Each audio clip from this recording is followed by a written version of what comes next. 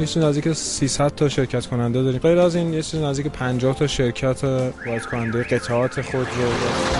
علاقه به طراحی ماشین مخصوصا کلاسیک بیشتر باعث شد که وارد این کار شدم و خواستم که چنین طراحی‌ها رو که حالت اسطوره دارن توی ایران برای خودمون اجرا کنیم که داره یه برند خاص ایرانی الاصل بشیم که داره کل جهان شناخته شده باشه.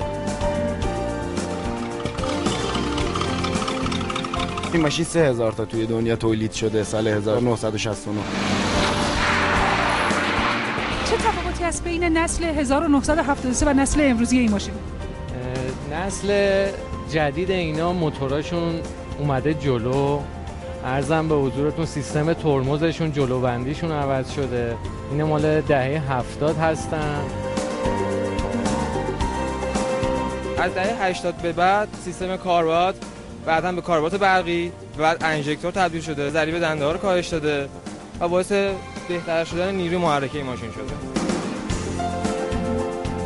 چقدر فضای خالی داره؟ این فضای خالی برای چیه؟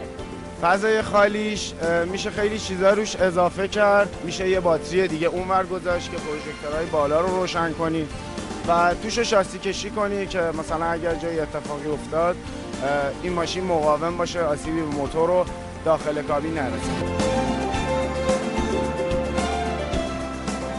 اگر شما هم علاقمند هستید تا جمعه 8 دی ماه از ساعت 10 تا 17 میتونید به نمایشگاه خودروهای کلاسیک و اسپورت واقع در پیست اتومبیل رانی ورزشگاه آزادی مراجعه کنید.